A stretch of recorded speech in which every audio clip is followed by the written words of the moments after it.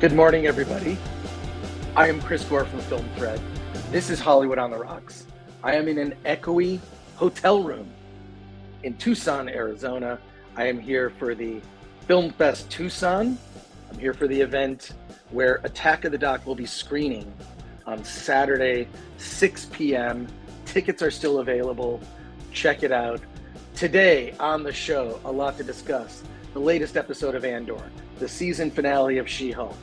We've also going to talk about the season finale of The Rings of Power. I have not seen it yet, but Alan Ng has. Additionally, the Weird Al Yankovic story, plus Halloween Ends. Lots to talk about. Let's get right to it. I'm going to try to not wake up my neighbors in the hotel room here. It's a beautiful hotel room. And I can't wait to talk to you. It's always Alan that gets to travel. I get to travel for once. Finally. All right, let's get the show started.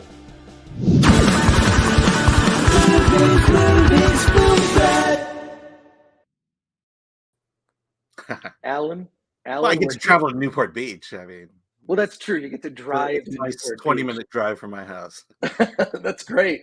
Well, you were telling me your harrowing story of how you nearly made it into the screening at the last minute. I know, yeah. It was just a mess up. They couldn't find my tickets, and so we were able to get in. And I would hate to say how I did, because I still want to keep going to this festival. Well, don't out the person that snuck you in, but you got snuck in. We got snuck in. Yeah, that's what I thought. And it was through the help of the they have Newport Beach. If you want to go to a party, Newport Beach Film Festival has the best film festival parties ever. Mm-hmm. And my daughter and I, we got badges for that, or wristbands for it. But unfortunately, she's too young and couldn't go to the party, so I didn't get to go afterwards. Well, ditch your daughter next time. I know. So you can go do that. But Tito's hard liquor, they're there. That's my favorite kind. I know. My favorite kind. Let's see who's in the chat before we get things started. Okay, we got Lord Thoth. Hi, everyone. Solomon Thornton. Greetings, dudes and dudettes. Jens Anderson of the Turai. Hail, chat. Hope you have a great day, great Friday. And you're a member. I love that. Question the answer. Also, I remember looking forward to the Andor review. I know the series is slow, but I've been loving it. Great. And Amanda Nowicki, you can tell I'm a little slow today. Had maybe too much fun last night. Traveled. I was up at like 5 a.m. yesterday. It was a long day. Okay, so you're seeing Gore at about 50 to 60%. So I'm not full Gore today, not quite yet, and I'm still nursing the coffee. But Amanda Nowicki is starting my Friday off with Film Threat. What a great way to start a Friday. Thank you, Amanda. Scott Slaughterback, pound that like button. Hell yeah. Let's see. And also, please subscribe to the channel if you're not subscribed. We're trying to grow this channel. We're on the road to 100,000. We are at 53,000. Oh, wow. We're 53,000. That's not too bad. Yeah. We're inching our way up there. Jens goes on. I thought Andor looked promising, but just seeing the first episode. Ooh, okay. Well, I would almost say just start with episode 4 at this stage. Nimsh says She-Hulk finale. What did I just witness? Yeah, we'll talk about that. We have so many things. We got to like kick the show off, but let's get through this. Through the chat. So Jens says RRR is one of those movies I know I have to watch but never do. Jens, you're banned from the chat until you watch RRR. Well, it's going to be a shadow ban. I'm shadow banning you, Jens, until you see RRR. It's on Netflix. There's no excuse. If you can see it in the theater, see it 5 times like I did. CD Stein 69 says, here we are once again, Friday with Chris, Alan, and the rest of you glorious drunks in the Film Threat chat. Well, you're approaching an entire day of watching RRR. Yes. You're 15 hours in. 15, then I watched another 5 times on Netflix. I've already watched it 24 hours straight. I know. James Jennings just became a new member. Well, let's celebrate your becoming a new member. Humans, why are you not reading Film Threat magazine? You filthy humans, you should know your place, and your place is to be reading this magazine. Yes. Gore on location, says CD Stein 69. Solomon Thornton says Halloween 1978 and Halloween 1981 were the completed stories, in my opinion, similar to Terminator 1 and 2. Mm-hmm. I tend to agree. We'll talk about Halloween Ends. Yeah, don't tip your hand yet. Fur to the Future says Andor is boring. It certainly has been. Spidey Sensei 72 says going to suffer through Halloween Ends as soon as I get off from work today. Well, I had a friend of mine, Eric Weber. His advice was watch the first 10 minutes, leave, don't watch, and then come in with 20 minutes left to go. And Eric Weber, who I asked, thank you very much. He's now over 1,000, so he's eligible to be monetized. Eric Weber, he does a show called Midnight Movie Talk. He said it's the worst Halloween movie ever made. Wow. But he said the last 20 minutes kind of redeem it. So we'll see. Laura Buckles says Chris appears to need a coffee infusion. Yes. 100% I need a coffee infusion. This is low energy Chris. You don't get it very often, but you're getting it today. Chris is sitting in a freaking IKEA chair. Actually, I'm not in an IKEA chair. Whatever the chair the hotel room provided, I'm in that chair. Says, how's your father? Damn, Dom T says, hail chat. And Infinite Maine is hail FTW. Film Threat Weekly? We used to do an email newsletter called Film Threat Weekly. Film Threat, what's the W stand for? Infinite Maine, let us know. And Sean Z Comic Construct for $4.99 says, afternoon, guys. Alan has the best smile in the game. What's all these compliments going, Alan? I know. I'm offended. Oh, I love it. It's great. Have a great show, guys. Chris, let's get you an espresso Brody. Dude, I definitely need more coffee. I might have to take a break, run down and grab coffee and come back in the middle of the show. Yeah, thanks. You can handle it, Alan. You're great. You're great. So much pressure. Halloween 2 is pretty underrated in my opinion. I know this is where Michael was introduced as Laurie's brother, but it still wasn't a convoluted mess. Goober, Eric Weber equals film critic Robert Downey Jr. He definitely has that. Definitely say Robert Downey Jr. I troll him in the chat. That's why I wanted to get him monetized so I could just send him super chats and kind of tease him. Does low energy Chris mean no rant? Says the Drake side. Second cup of coffee, I think I'll be rant worthy. So there you go. We got 150 people already joining. Alan has good teeth. The real reason Chris has him on the show, says VDR. Yeah. I have a nice sturdy chair as well. And exactly. And I think my moles are kind of nondescript. So what are you talking about? Yeah, you passed muster. All right. Hey, Alan, so we've got so many things to talk about, but let's get into number one. Let's talk about the Weird Al Yankovic story. Yeah. Ellen, you saw the movie at the Newport Beach Film Festival. Mm-hmm. I'm sure it was chaos to get in because it was a huge premiere. This is like the West Coast premiere, right? Because it already showed. It was in Toronto. It was in Toronto. Yeah, yeah. You know, these premieres, the adjectives they put in front of it.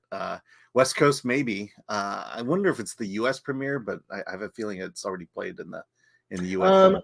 I haven't heard it, but tell us about. First of all, I have to just say for a minute, I am a huge Weird Al Yankovic fan. Love Weird Al Yankovic. I mean, obviously from his early music videos, like way back in the 80s, to just his sense of humor about life. I did meet him on the set of Attack of the Show once. And also, I was at a weird party with a bunch of animators once, and he just happened to be there.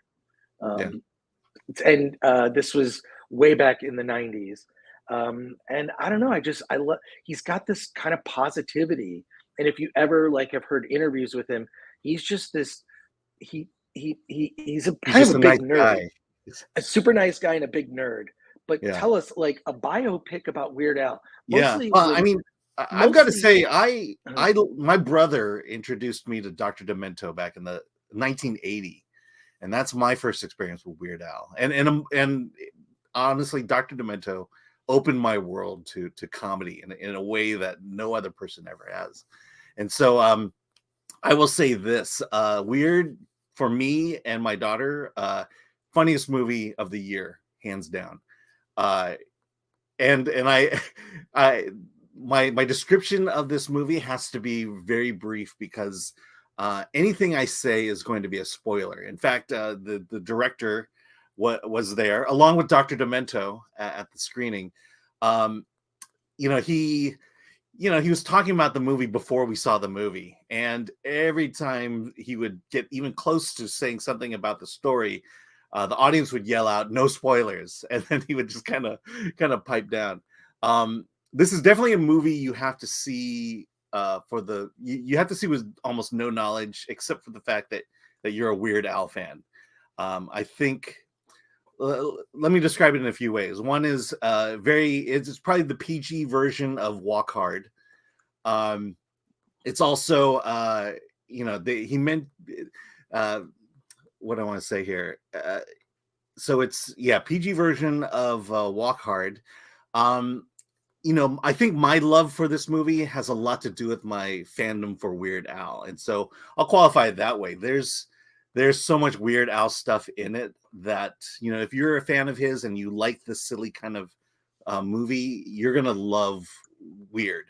I would say if you're not into silly comedies, if you're not into the parody comedies like Airplane and Walk Hard and the like, Hot Shots, you're probably going to want to pass on this. But, if for the fans of Weird Al, hands down, you need to go out and see this movie. So it basically follows his life, and the only thing the director would say about it is they got about 3% of Weird Al's actual life right in the movie. It is Weird Al telling his story in only the way Weird Al can. What's funny is a lot of the cast and crew of the Weird movie, they're part of the cast and crew of the Blonde movie. In fact, Julianne Nicholson plays Marilyn Monroe's mother, her abusive mother in Blonde. She plays Weird Al's mother in this movie. And it just seemed like that everyone who worked on Blonde needed to do this film to kind of wash off every ugly feeling they felt about Blonde and put it into this movie. Just a couple of things to note. Daniel Radcliffe, he is ripped in this movie. In fact, we're talking Carrot Top levels of body here. His shirt is off in almost half of the entire movie. And then finally, I'll mention, the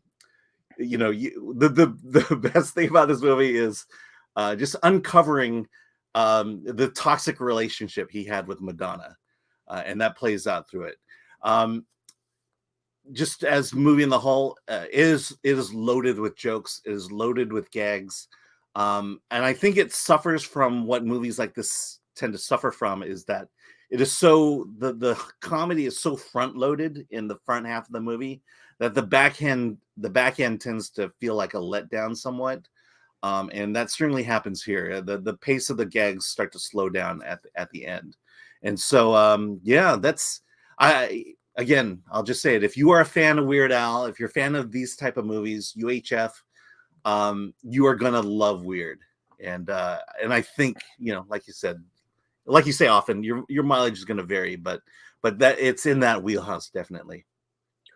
All right, so you're saying you strongly recommend it. Hard recommend. Hard recommend. A hard recommend. Okay, well, I have a couple questions. One, yes, why is this not in the theater? I'm dying to see it in a theater with an audience. I think it's like a Roku I don't original. know I don't know the actual, but is it not going to get at least a minimum, like a week or two in the theaters, or is it going straight to Roku? It's literally a Roku original. So I have first of all, by the way, I love Roku boxes. I know people love their Apple TV. Roku is great. It's more open source in the sense that there are like private channels you can add to your Roku box. Just look up Roku private channels. You'll know what I'm talking about. And my TV's a Roku, so I know exactly what you're talking about. Yeah, you can get a Roku TV or Roku box, or you can get like a Roku stick for like $30. I've been a huge fan of Roku and sort of begrudgingly have used Apple TV, but Mhm. Roku is I love it. I love it because you can find the weirdest channels, international channels and television. Mhm. It's great, but the fact that it's a Roku original is going to stop a lot of people from seeing it. Why is this not in the theater when we could use a good comedy? So and I Yeah. kind of understand. I get the feeling that this is not an accurate biopic. It is by design meant to be like almost like a Paul Bunyan, right? Like he's a legend. Is that am I correct in that Yeah. assumption? Yeah. That's pretty much as far as I can go. It is it is you are 100% right, and it is as if Weird Al had wrote his own autobiography. And made him the cool guy in every scene. Oh my gosh, And it's like over the top cool. you have no idea. Okay, I'm dying I to mean, see it. the thing is that it goes in such a direction that you just don't expect it. Just your description that you Mhm. gave is 100% accurate, but then it goes in that Weird Al. It just takes that Weird Al turn, and again, I cannot spoil it. You need to see it. And the fact that Madonna's like a recurring character in it sounds really Mhm. funny, like a love interest and like almost a Yeah. love interest slash rivalry. Yeah, it gets really nuts at the end, and again, I can't Oh my I can't gosh. say Okay. anything about All it. right. But you saw with the crowd, they must have loved it, right? Yeah, Like, yeah, okay. they definitely did. I mean, the crowd was there to see Weird, and every time Dr. Demento was mentioned, a huge applause from the crowd. Oh my God. Um, and and I think okay, so the structure of the story is basically your typical, the musician Mhm. biopic. That's the way they structure this story and put it in Weird Al's life. And but I would say 30% of the jokes are very inside baseball. And that's why I say if you're a Weird Al fan, you're gonna understand these jokes. And it's gonna, I was certainly laughing. And I think people who are not familiar with Weird Al, those jokes may fall flat. Right. Cool. Well, look, I this has been on my radar since I saw like the first picture Mhm. of Daniel Radcliffe as Weird Al. I'm a Weird Al fan. I mean, just like the fact that he's remained. This is what's funny. He made fun of so many bands. He has outlived the relevancy of those bands to Yeah. today. His career spanned decades, and many of the people that he mocked and made fun of, their careers were like one-hit wonders. I mean, Yeah.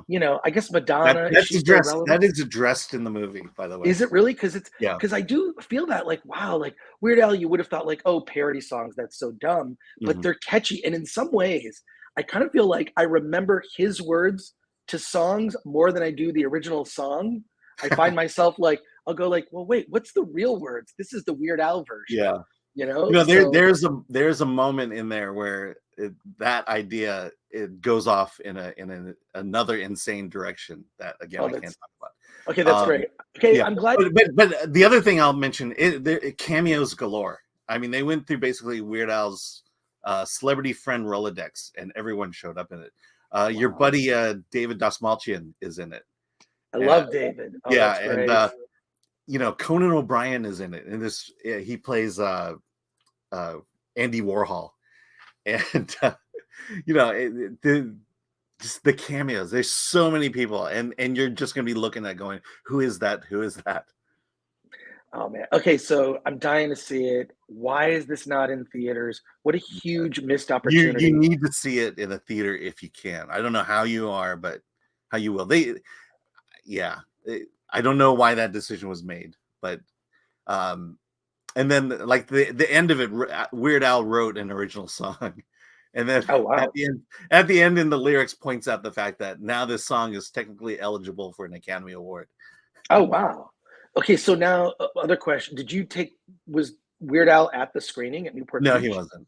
It was just the Ah, director and Dr. Demento. was there a Q&A? Yeah, there was Q&A ahead of time. It was Did it you was done did by a guy from the LA Times. did you film it? I did film it, so Are we'll you gonna post it. Yeah, I'll post members it in the only? in the community tab.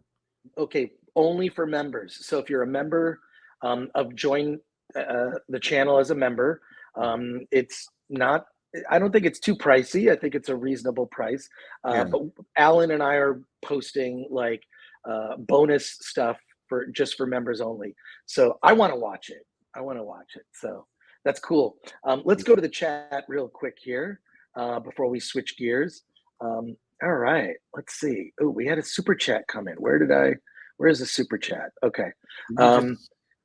Paul Fisher sends in a super sticker for $3. Thank you for that, Paul. And Spidey Sensei 72, is there a Coolio reference in the Weird Al movie? Yes. In fact, Amish Paradise does appear in the film. The and again, I can't. It is the way it happens. It is amazing, and I can't tell you. Don't ruin it. Don't ruin it. The Hidden Hand. It's a parody, right? Infinite Main, like a surgeon, right? Again, I can't say anything about that. Don't bear down, Adam. Alan is hard and recommends. Yeah, that's right. LOL. Dave T Geek, screw Amazon, Apple, and Google, Roku all the way. Yeah, Dave, I'm with you. I'm a Roku fan. Yeah, my TV is a Roku. I barely go to my Apple TV, and I only use Apple TV if it's just like, I kind of have to use it. But I just prefer Roku. And then also you can find like drive-in movie channels. And if you really take like a deep dive into the channels on Roku, there's just bizarre, there's like channels of like security cameras in Europe. Like why? And of course I watch those, but like, there's just like, think of an interest and then also look up Roku private channels. But you're right, Dave, that makes a lot of sense. Horror Punk says, does he get stuck in a closet with Vanna White? Yeah, I can't. Alan is going to be spoiling these things. Okay. BMO better. Another one rides the bus. Yeah, that's in there. Okay. CD Stein 69 for $1.99. The real question is Michael Jackson in it? Michael Jackson plays a big part in Al's life, and again cannot spoil it. Cannot spoil it. Oh my God. All right. John Navin says, thanks for your great reviews. Alan, Alan should have to rewatch She-Hulk for liking Quantum Leap this week. Like it was an episode that held to the spirit of Quantum Leap. I'm not saying it was a great episode. Right. But yeah, I mean, rewatching. Oh my gosh. Okay, we'll talk about She-Hulk later. Yeah. But okay, Alan, did you have a chance to see Halloween Ends? I did not. Neither did I. So because of going on this trip yesterday, it was a travel day. I spoke at University of Arizona. I spoke with film students there, about 100 film students. It was a great conversation. And so I have not had a chance to see Halloween Ends. But my friend, Eric Weber, we'll talk about it next week. My friend, Eric Weber, basically said of Halloween Ends that it's the worst Halloween movie. So sorry, we're going to have to bump that review to next week. But thankfully, Alan saw the Rings of Power series finale. Let me get this set up. And I have not seen it, so I'll have some more thoughts next week. But Alan, wait. I thought I had it set. Wait, somebody switched it. No, we got to go here. Which one? Let me do it. Here, just a minute. There we go. Alan, you did see the Rings of Power series finale. And I just want to hear your. And of course, you didn't see it, so I'm. I was so busy. Yeah, man, traveling. We'll talk about Andor, She-Hulk, and whatnot momentarily, but I'll tell you my thoughts on Rings of Power next week. Yeah. But what did you think of the series finale? I'm the best thing about it is it's over. At least this season's over. This is the thing about me watching this show. I mean, Gary has his take because he understands the lore, he understands the story, he understands Tolkien and all that stuff. I'm just a guy who's watching the show and really loved the original series. But I just cannot believe this show is made. The entire show series misguided from the get-go. And I think I will say this, unlike She-Hulk, it stayed consistently bad. It ended in a way that why do I need to continue? Why do I want to continue? I mean, they do that thing that you have to do at the end of a season, and just load it with cliffhangers. And so now we get an idea of who Sauron is, and Gary called that a long time ago.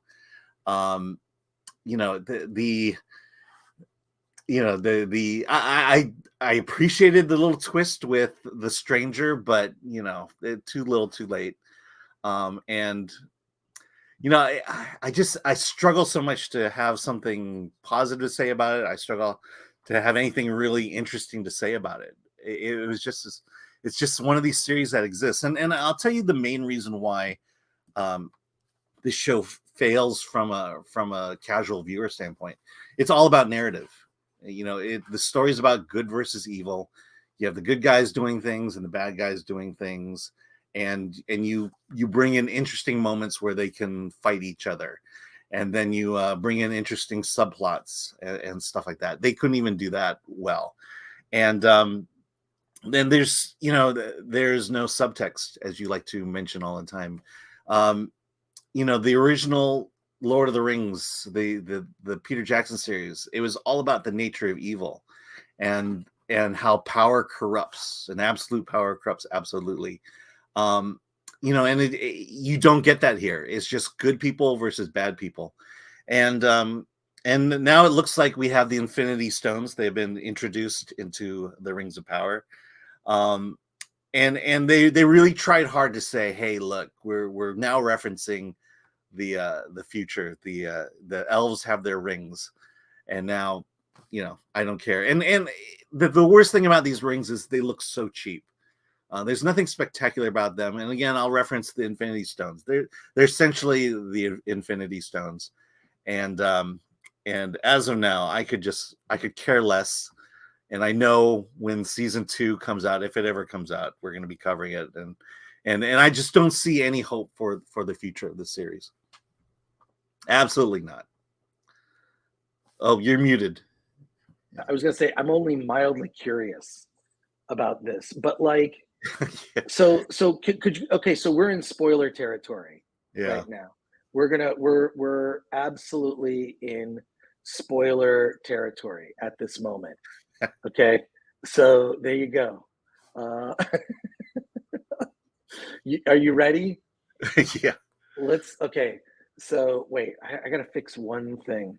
We're sorry for all our viewers who are gonna get this show spoiled. I don't know that people care. Like, I absolutely know people don't care. Okay, cool. All right, so tell us the spoiler. Here's what I want to know. So who? I think I gave all the spoilers, didn't I? But you need to be. You danced around it. Look, Hallbrand is Sauron, right? Yeah. Hallbrand is I don't know if he was Sauron. Doesn't make sense to me. If he was Sauron the whole time, like, what was he doing playing this game? If he's Sauron, like, yeah, they do get into that. They do some of the flashbacks, which quite frankly was not so. It was like, okay. It's not Sixth Sense in any way. It was just, we went back. Here are these moments. I said this, did that, did this. And I've just learned to not care about this series so much. I think for it to have made an impact, you had to be watching the series closely and embracing all the words being said. And it just didn't earn the Sixth Sense kind of reveal. So they go back and they show, like, these are moments where he was evil or making a choice, and then it's like Hallbrand is Sauron, but what was he doing on that raft?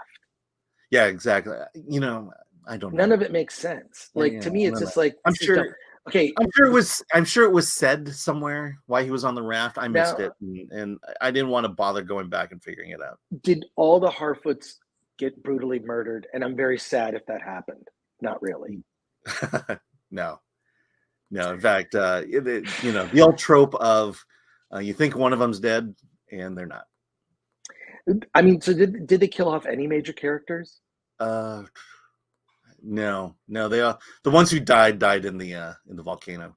Right. If they in fact died. All right. Okay. And then, so the stranger who fell from the sky is what? Well, it's still open to be Gandalf. So what is he? Yeah, well, so in the show, it's alluded these these non-binary spirits who are investigating it.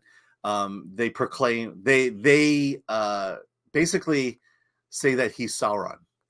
They believe he's Sauron, and then but then there's goodness within him, which leads them now to believe that or realize that he is not Sauron, and that they need to keep looking. And then he has to go on a journey, and then Nori is the only Harfoot who is worthy enough to accompany him on this journey that will take place in the next season. All right, so then where is Galadriel in all this?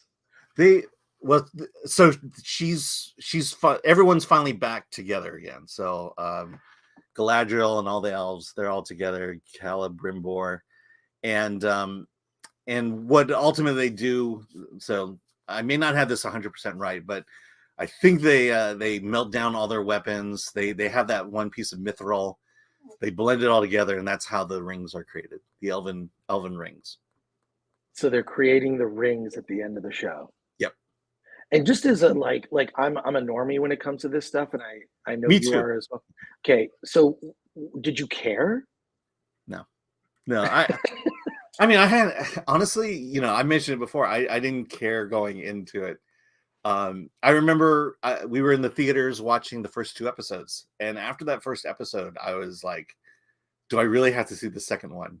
I was, and then you just see how horribly it's the show's amateur hour in terms of creating a fantasy series and creating a real series. I think I remember watching Clownfish TV talk about how these guys who did it, they were writers who've been in the industry for a long time but never had a hit. Right. And you can see why. And it's just I think the biggest sin of this series is the dialogue.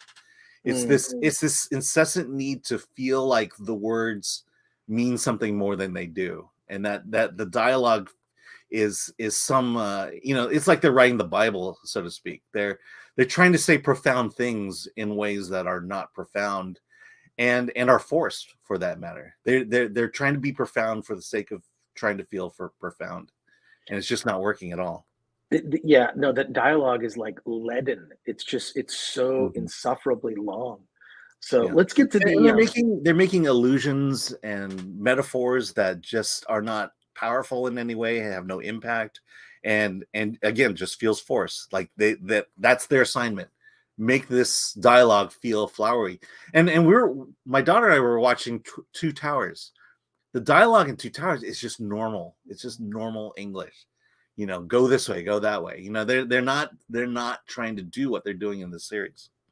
All right, well, let's go to the chat and hear what people are saying. Spaceman, 50% Chris, but 100% hail Chris and Alan. Beg for mercy. I think yesterday was the worst day of programming ever. Mm-hmm. The She-Hulk and Rings of Power final episodes were shockingly bad. We'll get to She-Hulk in a minute here. Wop Biscuits. I can see Chris being a college professor in a filmmaking department. I kind of felt that way. I was just like, I spoke for an hour and then did like a Q&A at the end. But so what was it? A class or something? Or yeah, it was a class. And I was just, I really just was there to kind of give no BS advice. I swore a bunch though, and I think you'll never get invited back. Yeah. Well, and then I called on somebody and I said, "You in the back, yes, sir." And then I was like, "Oh shoot, should I not be calling people sir?" It's college, you never know. Yeah. But whatever. I just, I think they all could tell I'm kind of based. But Infinite Main, Halloween Kills was pretty bad, hard to top. I heard it was bad from Eric. I heard it was bad from every person I know who saw it. They were messaging me, telling me it was terrible. I'm pretty sure it is. And then Eric went so far as to say, not only is the movie bad and deserves to fail, and he understands why they put it on Peacock, he said he would have actually pulled the movie and done like a Batgirl, like actually just pulled the movie because it kind of ruins the franchise. And he also said that I guess David Gordon Green, the director of Halloween Kills, Halloween Ends. Halloween Ends. He said that he would take he's supposed to do a sequel to The Exorcist. He would have pulled it, pulled the movie and pulled him off that project. He said it's so bad. He just made, and apparently the script was rewritten at the last minute. They just like, he's like, I've got a great idea. And like, he rewrote the script for Halloween Ends like right before shooting. And apparently it's just awful. See, I wonder how much the studio gets involved in that stuff. You know, I'm starting to feel like, you know, it's these executives in charge who are ruining everything basically, and that these filmmakers and directors just are powerless to do anything. Otherwise, they're going to get caught in some, you know, big public firestorm about getting fired or whatever. CD Stein 69 says, watched Halloween this morning, and I will confirm Eric's opinion on Halloween Ends. Yeah, no, pretty much everyone has been echoing what Eric said on his live stream. I think he did it yesterday. Amanda Nowicki, Rings of Power did an origin story for a mineral and a mountain. Yep, so true. It's like, here's the origin of the mountain and the origin of the minerals. They introduced the Balrog in the last episode, and there's nothing of it in this one. Oh, it's CD Stein. Alan's on fire with the quips. The best thing about it is it's over. Chris tied down Alan to watch Rings of Power like that chicken from Robot Chicken intros. John Long last name says, don't worry, season 2 is going to be directed by only blank. Can you fill in the blank? I don't know. Yeah. Amanda Nowicki, was the stranger Gandalf? Yes, or it's still undetermined? Yeah, it's still, but makes no sense. We know. Makes no sense. Because now he's teamed up with Nori for the entire. I mean, I think what it looks like is the Harfoots aren't going to be around in season 2. It's just going to be the stranger and Nori on their little adventure. Scott says, Rings of Power fails on many levels, but the real foundational failure is their outright breaking of Tolkien's symbolic structure. Mm-hmm. They built a house of cards on sand, and the tide is coming in quick. And he goes on to say, Alan's spoiling. Amanda Nowicki, a whole season to only bring up the rings at the end. What a waste of time. Yeah. There's this inane song at the end to basically confirm the fact that these are the elven rings. An entire song just to solidify these are the rings, in case you didn't get it when we put it in the story. Dempsey says, we all know that Gilad can't stop him. He does win since Lord of the Rings happened. Take solace in that. As smug as she is, she fails. Oh, well, yeah, that's interesting. Alan Horkin, nice spoiler graphic, getting Blade Runner vibes. Props to Glanuccio. Glanuccio, he's producing in the background, working his ass off. Sweating his ass off in Florida. I'm not sure. Akanika says, nice new spoiler graphic. The graphics are so on point. It's amazing. Glanuccio just knocking it out of the park. Question the answer. Glad I didn't spend one moment watching Rings of Power. Yeah. And Laura Buckle says, be careful, Chris. You're sounding interested. I'm not. Mob19001 says, Knots Girls. How's your father? I thought the Knotsgal were the kings of men. I don't know. I'm not Sauron is exactly what Sauron would say, says Patrick Lemire. Yeah. Patrick, I saw you in the chat during Eric's live stream. Eric does some fun live streams. So, but I pretty much just troll him. I know he never puts your stuff up anywhere. He never, but you can see me in the chat, and he'll have to put my stuff up when I'm sending him like $1.99 super chats. Does someone have a comp of just Chris parts of Nerdrotic? I can't watch 6-hour podcasts and their shtick is a bit repetitive. And Crybaby says Toxic Waltz N8. Not really. I mean, like, just, I'm a part of that show. I love chatting with Gary. I will watch that show and like I would yell at the screen and say, but this thing. And so I like being on that show and I appreciate Gary for that. But I mean, someone could clip those parts, but we're just focused on our channel. But if someone wants to do that, Toxic Waltz N8, you should come to our Discord. Well, the Discord is for members only. So there you go. You could join for a month and just get on the Discord and then you're in. I don't know. Yeah, but yeah, the yeah, Discord is because I didn't realize those invites like expire, so we just have to refresh the invite from in our members community tab.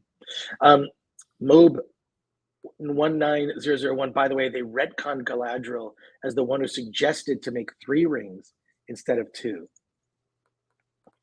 The slow motion in almost every scene was terrible. Then the dialogue just repeats itself. Brutal, says Begs for Mercy.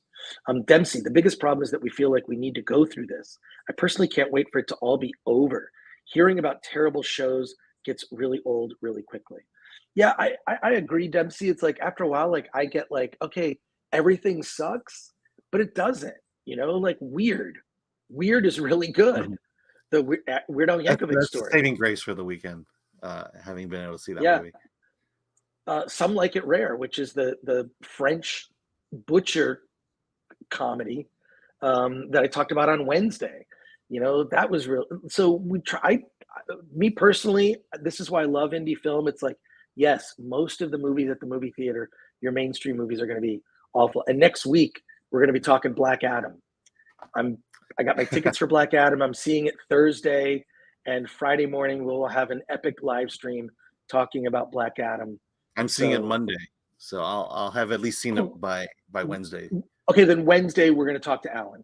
Yeah. So Wednesday we'll talk to Alan about Black Adam, and we'll do a non-spoiler on Wednesday with sort of an impression, your impression, Alan. Yeah. And then on Friday we'll do a full review with spoilers because you can see it. Okay, so just so everybody knows, it's all about Black Adam next week. Yeah. And you know what? I'm hearing really good things from people that I trust. Okay. So I'm a little nervous about it because they're... Yeah. I mean, my daughter is a huge rock fan, and she's not excited at all. Is your daughter going to the screening? No, I can only bring myself to that one. Can you bring a plus one? No. I've tried. I've asked this person many times, can I bring someone? And it's like, nope. Okay, wait. And then Patrick Lemire. Dempsey says the biggest problem is that we feel... Oh, okay, we already did that. Patrick Lemire says, we live in a time of irony where the best thing released is probably never going to be in theaters. It's true.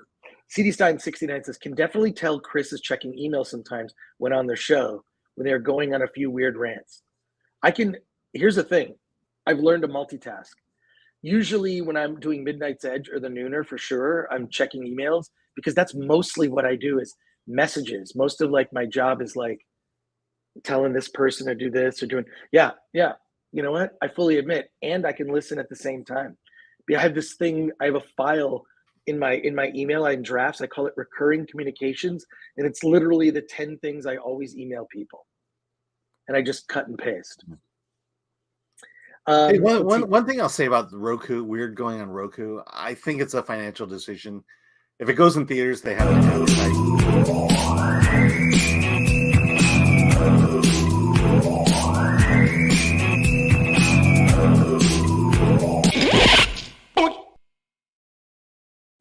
So Ryan. You know what? The chat asked, Ryan Landis said, Chris, have you shown the Allens yet? And now we have.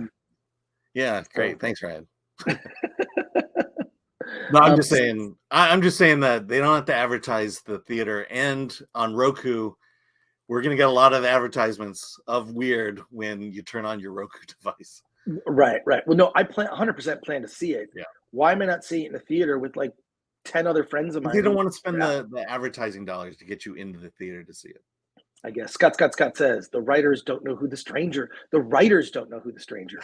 They have purposely planned using the mystery box method. They're going to react to fan theories. So cringe. So they're going to basically let the fans decide who the stranger in Rings of Power is. We already know who it is. I mean, it's Gandalf, right? I can't believe that's stupid, but okay. But then again, I can. Ryan Landis, you can't do better than the original Exorcist. Why embarrass yourself? Well, I agree, but we live in a time where IP is just recycled. How's your father? Oh, God, an Exorcist remake. Oh, it's coming. It's coming. And Greasy Vavap has become a YouTube member. Thank you for that. You're going to see the Q&A, the pre-screening Q&A for Weird in the community tab later today. Alan is going to upload it. Yeah. So how are they going to make The Exorcist more woke? or woke. Yeah, exactly. The Wokestercist. The priest will be a woman, of course. VDR says, I now want to witness an awkward in real life meeting of Alan and Phoebe Cates. Well, doesn't Phoebe Cates have like a store? Like she has like this little store in like Venice Beach. Am I wrong? Yeah, I imagine they live in New York. All right. Well, Yeah. then I'm wrong on that. I heard that she had a store, and if you bring it up, she doesn't like it. The Rings of Power doesn't deserve a season 2. Too bad it was greenlit before season 1 even aired. It's telling that like House of the Dragon, they did not greenlight a season 2 until after I think the first or second episode aired. They saw the ratings and they immediately greenlit season 2. So there you go. All right, time for me to check my email. Nope, everything looks good, looking good. Someone said that they're saying that they're doing the Naked Gun reboot as well. Are they doing that? Yeah, but I can't imagine they're getting the original guys back. I know David Zucker has gone red pill. He went red pill like 10 years ago. All right, well let's talk Andor episode 6 review. I want to get to that. So Andor episode 6, you saw it, Alan. Mm-hmm. Something finally happened. Okay, we finally get the heist we've been waiting for. It is filled with action. I actually thought that some of the plan, because we know a little parts of the plan, but we don't know the whole plan. And I think that's important for a heist movie is they keep certain elements secret from the audience about what the plan is, so that when it unfolds, the audience is surprised, right? But there were some shocking reveals. We will probably get into spoilers for this because either you're watching the show or you don't care. That's where a lot of people are. And what I think is a little disheartening about Andor is so few people are even talking about it anymore. I was really like, after that slow moving episode 5, I was like ready to hang it up. I didn't even watch it. And someone reminded me, oh, the new episode is out and there's actually action this time. The action was very good. It was very good. I was impressed. It didn't, but what's interesting about it is how much it didn't feel like Star Wars. This might have been, it's basically Heat in parts of it, felt like Heat, just the action parts of Heat, right? Like it's just sort of by that they've got guns. What do they do? It's sort of like, maybe a long time ago in a galaxy far, far away. But the way to actually pull off a heist is pretty simple. You take hostages, you threaten to kill them, you don't kill them, you get the money, and then you fly off in your vehicle, whether it be a Hummer or a Starship. And that's effectively what happens here. And as I'm watching it, I'm thinking like, would I care about this if this wasn't Star Wars? Does this need to be Star Wars? I mean, it was very good. I don't know why this wasn't the first episode of the show. You could have, like, so little happened in the first 5 episodes, and we got a little bit, the thing that was established was the world, and the world building I thought was very well done. The fact that this is serious, but why wasn't this the first episode? You could have had people in. I feel like the problem is asking for 12 episodes. This might have been better as like 4 episodes of a show, because really what occurred is it doesn't justify the slow moving nature. There've really been 2 action episodes, and that's it. Episode 3 and this one. So is this what happens now?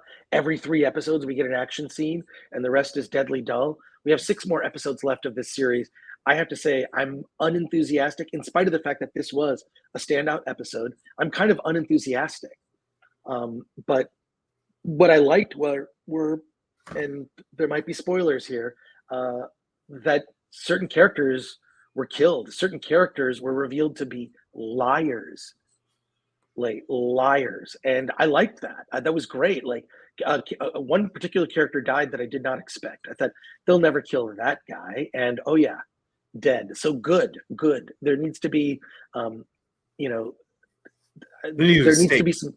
has to be stakes. Yeah, exactly. The one thing that does sort of bother me is it's like, you would think that, like, because it is a technological world, is money still in the form of coins? I mean, it still is. Like, we watch in Kenobi, Obi-Wan Kenobi series, they had coins. current as currency. So I guess that's how they still do it. And those big, I knew that they were going to drop a bunch of those. I'm thinking, so they got to load all that stuff. How inconvenient, like this is they're holding that hostage, in that big vault. It seemed very like, it seemed what I did not like about it is, and this is what I say, it doesn't, part of this is sort of, it just feels too much like our world and not like a Star Wars world. So I'm still okay. Yeah. Do we need the spoiler graphic? I think we need the spoiler graphic. Let's put it up. There we go. And then we need to switch because we want to see my goofy face. We have to switch this. Yeah, just move that to the left. There we go. Okay. There you go. So now we're into spoilers on Andor episode, on our Andor episode 6 review. Alan, what did you think of it? And feel free to spoil it. Yeah. I mean, I liked it. I definitely liked this episode. And you talk about it being 12 episodes. It's really 24 episodes. So we're in this for a very long haul. And I think we're enjoying the action much more than the drama, and I think they are, the episodes 4 and 5 are essentially getting an understanding of what the rebellion is like, where the state of the rebellion, and then some of the politics that are happening in the Empire as well, and that's where I think the slow burn is coming from. What I appreciate about this is, I think Star Wars in general, the storytelling is fairly straightforward. You know who's good, you know who's bad, and the nature of these characters are, they're serialized. They're good, they're bad. In this one, I like the fact that there's a lot more depth to the individual characters. That there's a lot of gray in this show, and I think that makes for interesting storytelling. And I think you're right in the sense of that they do need to pick it up, but I think they could be honing these. You have to kind of tell these stories. They just need to do it better and more efficiently, I think. Just Andor. I appreciate the fact that I will say this: there's a lot of appreciation for what they're doing in it, but I think, like you, I'm not 100% sold in terms of must see it, but I do appreciate the fact that Andor, he's got a side to him that, he definitely hates the Empire, but he's not sure necessarily that the rebellion is the thing he wants to put his life behind. He's a cold-blooded killer. We've seen him kill 3 people so far in this, and 2 of them he didn't have to kill, but he did. And then I also like the fact that they named a guy in the end. I forgot who that was, but I'm so mixed on this in terms of, I don't think if we weren't doing this, I don't know that I would have hung on as far as I am. But unlike She-Hulk and Rings of Power, because I'm forced to hang on, I'm at least enjoying what I'm seeing so far. All right. Well, let's get to our chat questions and comments here on Andor episode 6. Zio Reimer says it took 6 episodes. Yeah, that's my problem. Mm-hmm. If they had started the show with this episode, would have been great. You can just like show you can tell a backstory of a character later. It's like the first 3 episodes were about Andor's backstory. You can tell that in the middle. After we're invested, but when I think a lot of people have checked out. Alan Horkin says Andor review. So do you think they delivered? Or too little, too late? Alan? Yeah, they delivered. I mean, I don't think we could have gone another episode without having done this. Well, for me, it's just barely too little, too late. It's just like, all right, fine. Am I going to watch the final 6? Sure. But am I enthusiastic? I am not. Scott. People aren't talking about Andor because leaders of fandom are purposely ignoring it. I don't think they're purposely ignoring it so much as like they're not interested. If there's not much to talk about, if not a lot happens in a show, what do you talk about? What can you say? I mean, ultimately, it's a story about the rebellion, and I don't think we have anything really to say about the rebellion at this point. Right. And the Empire, it's a bureaucracy. I know that's the best thing you could say about the Empire at the moment. Mont Biscuit says, I actually like the slower pace of the first few episodes. They're well done in setting up for the action that comes later, but it's like they've left some characters behind, Bix, etc. Yeah, there you go. I mean, But what maybe it's one of happened to those this things. robot? Maybe it's one of those things that like would be better if you just binge the whole thing. So it's like, okay, this was slow. It's like, I think every series that has enough episodes, there's going to be throwaway episodes. It's unfortunate. I think the British have it better. It's like they do shorter season runs and every episode matters. I think for House of the Dragon, every episode is important. There are no throwaway episodes, like you can always tell a throwaway episode when they focus on an inconsequential character and tell their story. That's when they're really running out of ideas. It does. I mean, I'll be honest. The Marvel Netflix series, I had the same issues with it. It was just too labored. The action was few and far between, and as interesting as it was, it was a chore to kind of work through. So K Wood Publishing says there are still some really weak performances in Andor. That's fine. CD Stein 69. It still took half the episode to actually get to the action after pretty much 5 others of meh. Not going to disagree with that. Scott. Expectations are subjective, but personally, I have no problem with anything good and competent in Star Wars, given that everything since the original trilogy has been lame. Fairly accurate. Amanda Nowicki says Andor episodes are about a plan to make a plan, to plan a history, to carry out the history. The heist. The heist. Oh, to plan a heist, to carry out the heist after the backup plan is made. Why are there AK-47s in Star Wars, says Shillings. Yeah, I was looking at those weapons and I'm like, have we ever seen those? They did. They looked way too much like, they didn't look Star Wars to me. Well, they're kind of Outer Rim. I mean, these are Outer Rim characters, I guess. I guess. Well, let me ask you this. Is this better than Attack of the Clones? I like Attack of the Clones. You did? It's at the time I didn't like it. It's kind of aged. The second half of Attack, the first half is kind of annoying. Yeah.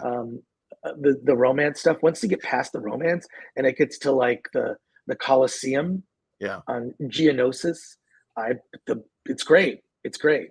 Jango Fett, all the stuff with Jango Fett, the making of the clones. Go back and watch episode 2. Yes, there are cringe moments. Yeah, the whole romance thing. That's what shut me off. But the whole romance thing, but everything else in the movie is actually pretty cool. Go back. Well, yeah, the Yoda fight at the end. Patrick Lemire, Screenwriter 101, start the story after the beginning. The audience will catch up. Bingo, Patrick. Bingo. Zach Trammell, a fan will re-edit and make it a film. Oh my God, that's a great idea.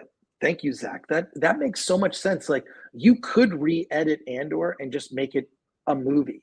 And it might be like a 3-hour movie, but it would probably be a pretty good 3-hour movie of just the action parts. Maybe they kind of know that people are going to do that.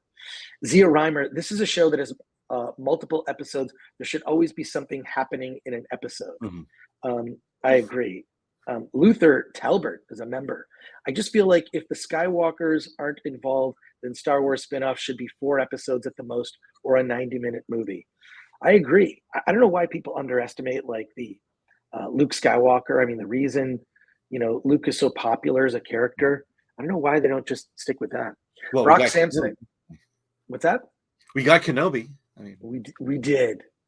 Oh God. Brock Samsonite. Andor is going to be the Star Wars Game of Thrones where they kill everyone unexpectedly because no one matters to the story except Andor.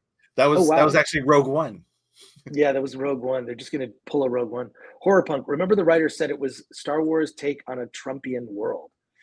I don't know, man. That just annoys me. I think it was just an actor who was expressing their Trump rage. Basically. Was it? Oh my God! Yeah, it's so cliche. I'm not seeing Trump in it. Some of the comments about Amsterdam was the same thing. It was just I don't know that you can make that direct connection to Trump. Look, the ending of Amsterdam. I believe they make a direct connection, and draw an analogy to January 6th. See, I think. Do. Yeah, not that we want to get into Amsterdam, but I feel like it may have been meant to be Trump, but I think it says more about the left than it does the right. Dempsey says, do you have any theories or headcanon or where you think the story may go? I would imagine that you do if the story is worthy. Here's the thing, I don't, which means the story isn't worthy. Like I don't care enough to imagine further adventures of these characters. And also I know where it goes. He dies in Rogue One. Yeah. But to his point is like the first 6 episodes were about this heist. Right. We don't have an idea of where they're going post heist now. They have all this money, so what does that mean? Where, what were the stakes for having gotten all that money? Well, I think that what'll happen is that money is going to be used to buy weapons, and they're going to buy. They're going to buy effectively what will be the beginnings of the rebellion. of the rebellion. Yeah. So yeah, but the thing is that's us speculating about what's happening after the heist. It's not what you never got a sense in the story that once the heist occurs, this and this will happen, or this direction is where they're going to go. Right. Let's see. Trying to catch up on the comments here. Want Biscuit says Alan is on point. Andor right now takes place in 5 BBY. Is that before the Battle of Yavin? I think that's 5 BBY is not a droid, right?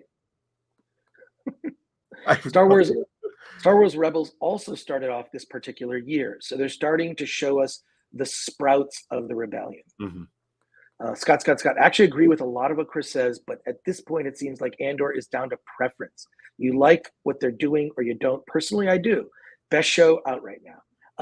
I would say it's definitely better than She-Hulk. We'll get into that. Yeah. But it's definitely better than the other Star Wars properties on Disney Plus. Oh my God, Kenobi might be the worst. The worst thing they've done. Even worse than the sequels. Even worse than Zombies. Disney Zombies. Disney Zombies? What's Disney Zombies? Oh my God. It's basically High School Musical, but with zombies. It sounds awful. Heinlein, it needs Bourne trilogy balance of burn and action. Enjoying the characters, Skeen messed everybody up. That whole, I like at least the second half of this episode. I thought it was like really interesting to see like something happen. So I have to admit I was engaged. Zach Trammell, they should always start with a banger, in my opinion. I agree. Show us what the movie show is capable of. It should have began with like a big banger. It kind of began with like this weird Andor kills 2 people. And looking back, did he really need to kill them? Could there have been a better way to get out of it? Yeah. Yeah, exactly. but that makes that character interesting. Does it? He's not, because he's not your typical. He's not the goody two shoes you want him that you want that character to be, or that you expect that character to be. Right. That he is, he hates the Empire, but at the same time he's out for himself, for his survival, not necessarily for his financial freedom. Dave T. Geek says the technology of Star Wars is like if the 50s had lasers, crappy holograms, and hyperdrives. Yeah, Star Wars almost had like kind of a retro feel to it. It's sort of like retro, used and lived in, functioning technology and unique technology. They're always, what I always loved about George Lucas, whatever you think, is he would always introduce really interesting ideas, like the idea of battle droids that kind of fold up so they're easily portable, or droid decas. Do you remember droid decas? These sort of spinning, like they're based on roly polies. The insects that when I was a kid we called them roly polies. No, just like I want to see new ideas. That's what was so great about the original Star Wars. There were so many fresh ideas, kind of based on things where just the idea of a lightsaber, right? Yeah. Like lighting up that's so cool, a lightsaber, and it was used sparingly in the original trilogy, and just not impressive anymore. I guess that's what Disney is missing. Period. It's a visionary, someone who can see beyond what the property has to offer. George Lucas was a visionary, and they're just more or less rehashing and evolving what Lucas had created, rather than having someone who says, let's add this, let's create, let's make this true science fiction at this point. You are muted.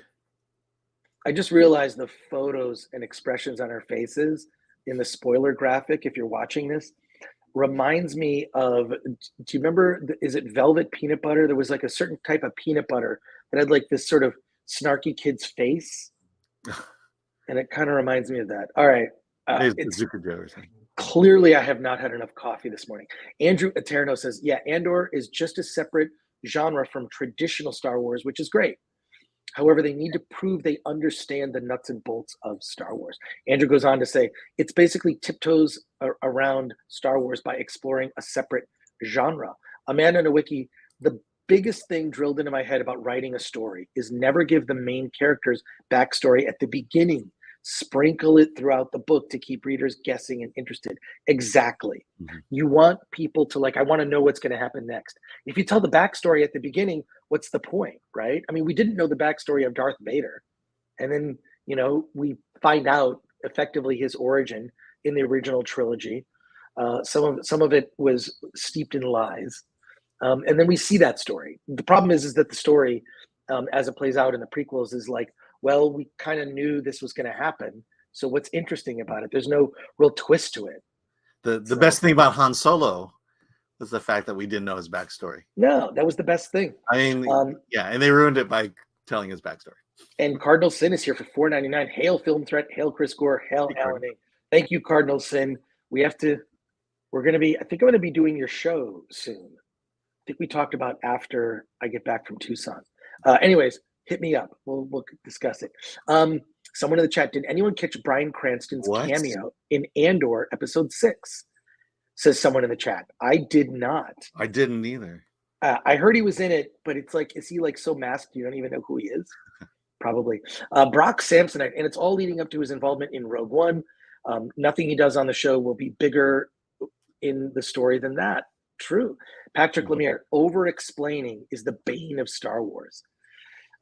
True. Tater Squad, no one cares about Andor. It never trends. There's no hype. No one talks about it. It just kind of exists. Yeah, people aren't doing videos. I mean, Alan and I are doing videos. That's pretty much, but not as many people. Davina Duckworth, the Rogue One story was pitched in 2005. So it predated the Disney acquisition by 7 years. Interesting. My friend Gary Whitta, I've known Gary Whitta for years, since, oh my God, the 90s. When he worked for Total Film magazine, and I wrote for that magazine, and I'll ask him about it. But yeah, he's the one that came up with I believe, or no, it was someone else who came up with the pitch, and then Gary wrote the script. I'll have to research it. I'm spacing on the name of the person who came up with the pitch for Rogue One. Solomon Thornton, Andor needs a whole lot of cowbell. Dempsey says, like in music marketing, you have 45 seconds to make the listener invested. In shows, movies, I would imagine a similar metric is used, but with minutes instead of seconds. Mm-hmm. Would you say this is close? Says Dempsey. Yes. You have a certain amount of time to engage an audience. And I think, here's what I'll say. We had a conversation with a friend about this. In streaming, it matters more, right? In streaming, you can't do a slow burn. You have to grab people at the beginning. At a movie theater, you can have a slow burn, like in the movie Barbarian. It can roll out a little bit slower, a little slower than you're interested, right? Something happens about 25 minutes into Barbarian that's shocking. But if that was a streaming, if that movie came out on streaming, Barbarian, people might tune out and say, "Oh, this is boring." So I think it's really important to hook people right away for a show that is on streaming. And at the movie theater, I think people are more tolerant of that. And Sean Z, Comic Construct for $4.99. Diego Luna is one of my favorite actors, but he doesn't have that Han Solo, Harrison Ford feel that would draw the average viewer if you were, in my opinion. I agree with you. He's not as charismatic as Harrison Ford. I'm sorry. Well, I don't think the character was built that way, which arguably maybe it should have been. But he's a damaged guy, and that's your star at the moment. And they play into that damage constantly. And is that exciting enough to get you to watch? And arguably, it's not reaching that broad audience that they hope for. But that said, it's still a lot better than anything Star Wars has put out so far. All right, Alan, Andor, I will keep watching it. I will keep watching about it, and we'll discuss it. But I don't know that it might be better to do like 3 episodes at a time. So I think what we'll do going forward is we'll review 7, 8, 9, and then 10, 11, 12. Mm-hmm. Does that make sense? Yeah. Because we got burned on She-Hulk. So Here we. And speaking of that, wait. Ah. Let me get the graphic up here. Let me get the banner. Here we go. Alan Ames. What did you think of the and I don't know if we should go into the story. I don't think anybody cares. We'll get into spoilers. So I didn't know anything about the leaked synopsis. What was the leaked synopsis? The leaked synopsis was 100% accurate. 100% accurate, which is kind of shocking. Yeah. So we're coming out from a perspective of you knew the story before going in, and I knew nothing about the story going in. Well, I was like surprised that, like, first of all, when I heard it on the Nerdrotic Nooner, I thought to myself, this is so dumb, it's probably true. And then it turned out to be true. But yeah. Alan, tell me, what did you think? Well, and that's the other thing is, I caught the reveal live and unexpected. I had no clue that it was going to go that direction. And it was going to break. And I felt the same way you did. Literally break the fourth wall. But okay, so Alan, tell us, what is your review? What are what's your review and thoughts on She-Hulk series finale? Yeah, well, the only thing missing in this episode was the shark, because they definitely jumped it. It's like the previous episode is the episode that I turned on the show. This episode just solidifies the fact that I turned at the right time. Because if I hadn't turned then, I would feel really stupid about liking the show up until this point. Okay, so I've been doing improv comedy for almost 30 years, and this feels like a really bad improv show in the sense of on improv, if you're in a bad improv group, you stand on stage, you do silly things, you hear some laughter, and then you go after the show in the back, pat each other on the back and say, wow, what a great show that was. And that's what this felt like. It was a bunch of writers who you saw in this episode patting each other on the back saying, wow, we just created the best Marvel series ever. And they're going to run with that, and not realizing that the audience, we're a lot smarter than that. And that this show is just nothing but silliness. And I have to say that it feels like now that anytime that I had a positive feeling or a laugh in this show, I feel like it was completely accidental on their part, that they let a joke slip that was actually good. And so the show, just again, this is just like Rings of Power. They felt like that they were the smartest people in the room, and that they're constantly, I can see it in the writer's room, that they're saying to themselves, wouldn't it be funny if, and then someone affirmed that, yeah, it would be funny. All right, let's put it in. And what happens when you do that, when that's your attitude in a writer's room, is you're setting up good ideas and good premises. You're setting up a premise for a joke, but what you don't have is the punchline to sell that premise, to say, this is why you need to laugh at the premise we just set up. They're just saying, this is what we think about men. All right, let's put these weird things men do in it, but there's no punchline. There's no payoff to what they're doing. And now that they literally broke the fourth wall, they just didn't know where to go from here.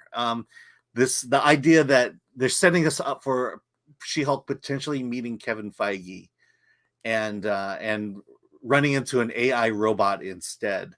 Again, that's the setup. She-Hulk's gonna meet Kevin. She-Hulk's gonna meet Kevin. Kevin's a robot. And then they left it at that. That's supposed to be the joke, and there's nothing funny about it. There's no punchline to sell that setup, and that's what this show has been from start to finish: setups with no punchlines.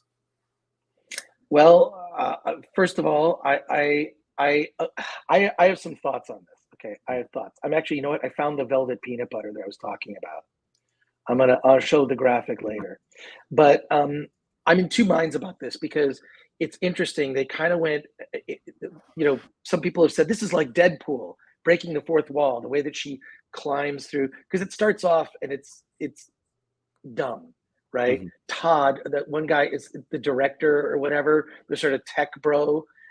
It's revealed that he is basically the one that's been behind the group that's going after She-Hulk.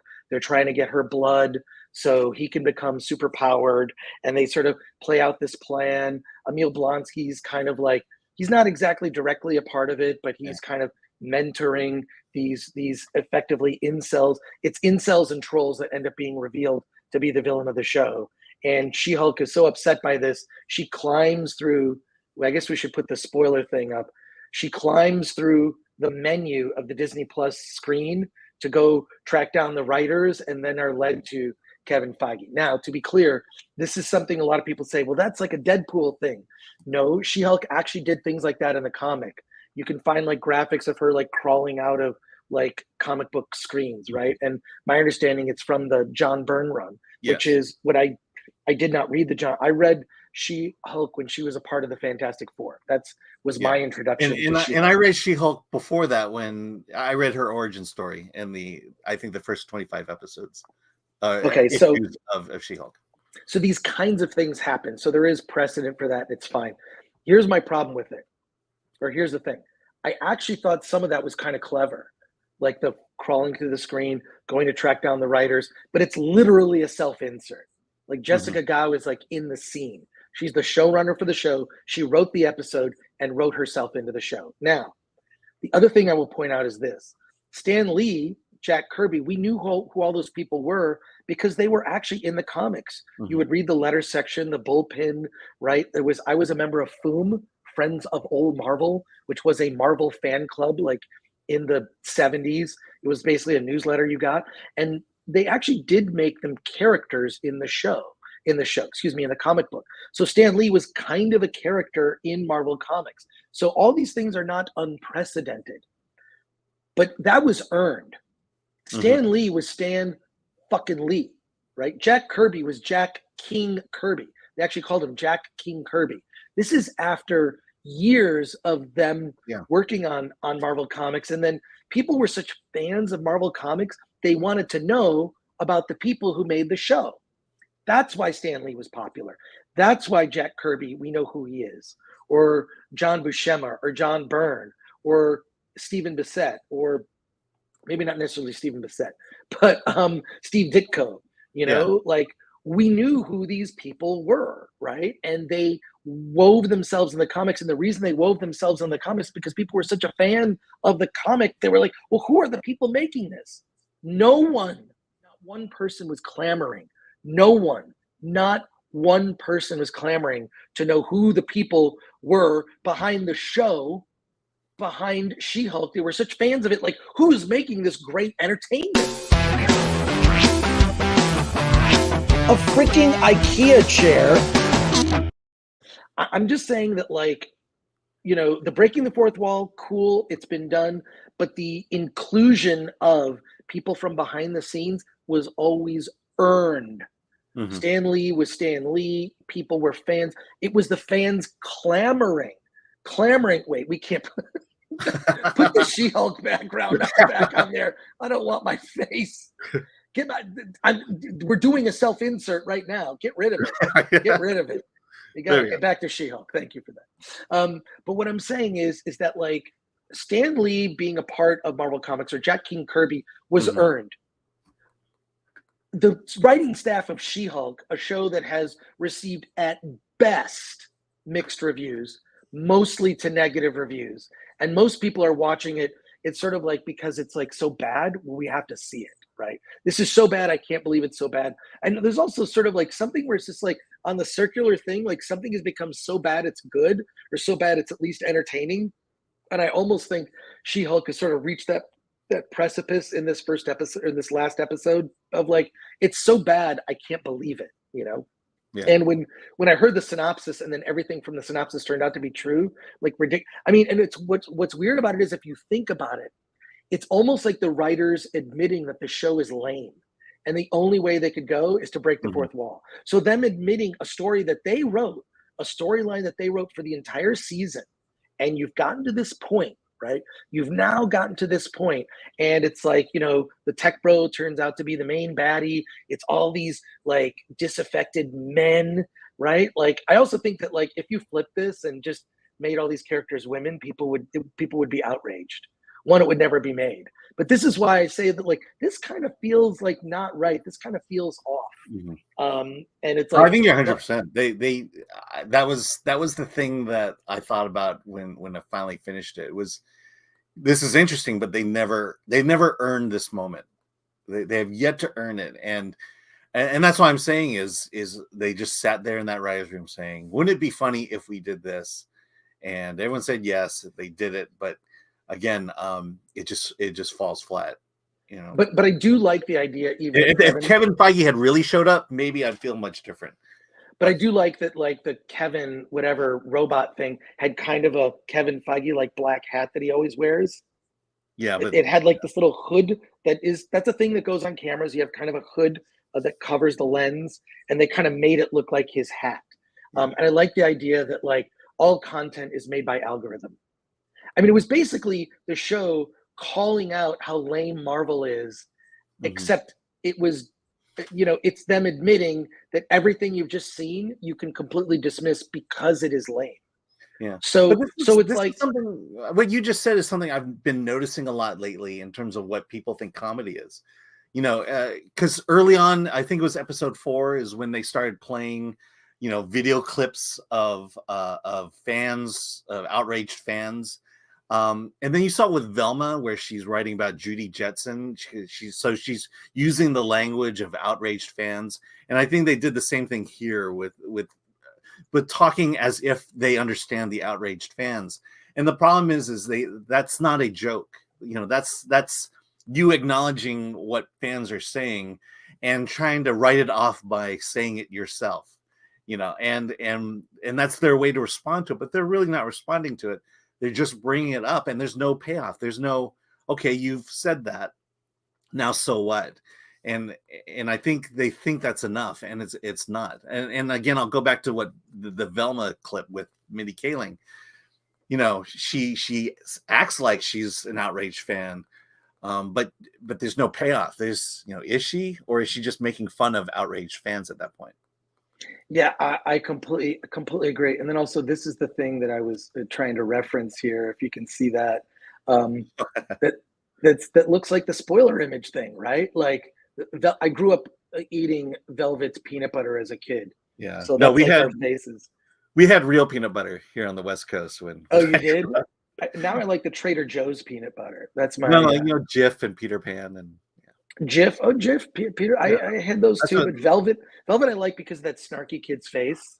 Yeah, but I'm sure I've never seen Velvet out here. You never seen Velvet? Maybe it was a Midwest thing. Yeah. Anyways, back to this. Like, so what's weird about it is I love the idea of She-Hulk breaking the fourth wall, doing all of that, but it wasn't earned, and it was also it was basically the show admitting like everything you have seen in the entire season leading up to this, we know it was lame, but we don't care. And not only that, we despise fans. The fact that it's like effectively they made internet trolls. This is even before the show was out. They fully expected the show to be attacked. This is where we are. So I think I think it was just and this is the thing. This is why I think you and I responded positively to the first 4 episodes, because there were 3 decent episodes, watchable episodes in that. We thought it was going to be a show that had like a familiar story every time. There's a problem. There's a B story involving She-Hulk's life, Jen's life. There is the court case of the week that involves something important. That maybe there are some 2-parters in there where the story extends into 2 parts. But no, the writers of the show didn't take it seriously. They didn't take the fans seriously.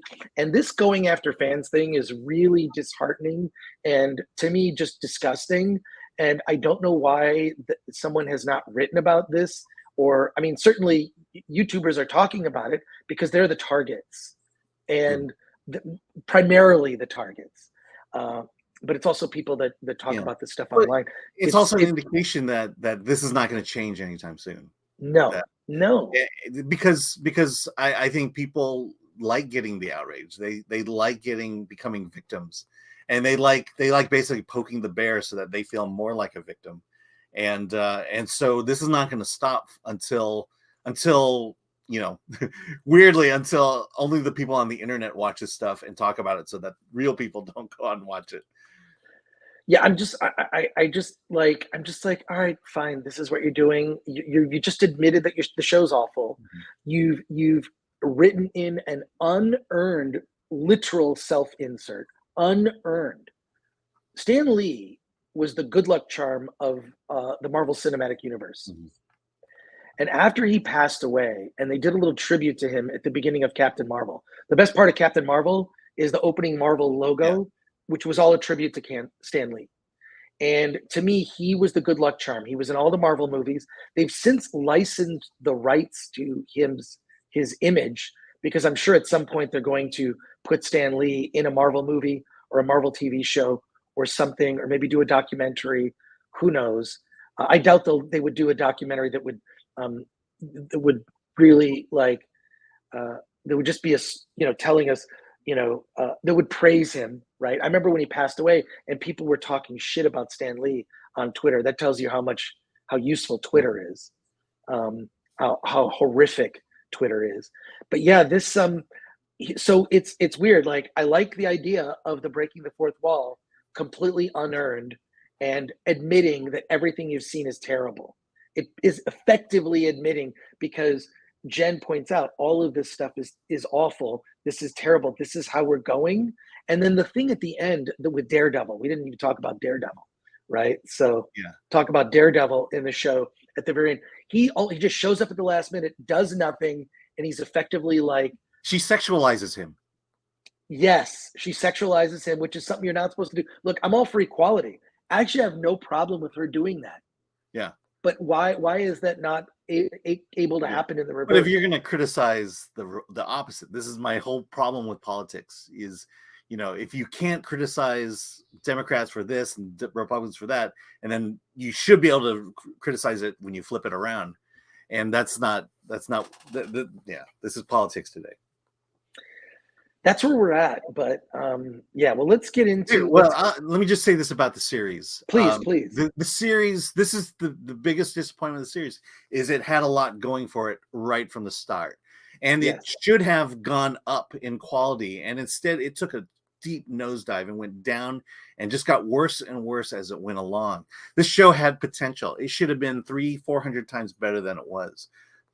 The opening court case with Emil Blonsky wanting to get his freedom, that was a good foundation for a starting career for Jen Walters, and it should have gone up for her instead of getting into trade right, copyright, and product liability cases. And it was a missed opportunity. Absolutely, Marvel should have had a hit on their hands, and they blew it.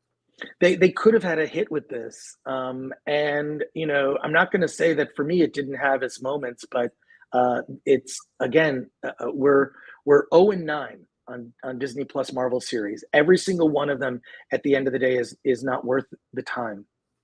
And this one, to me, began with the most potential, like you said, the Emil Blonsky case, and that they could have put that thing with Hulk.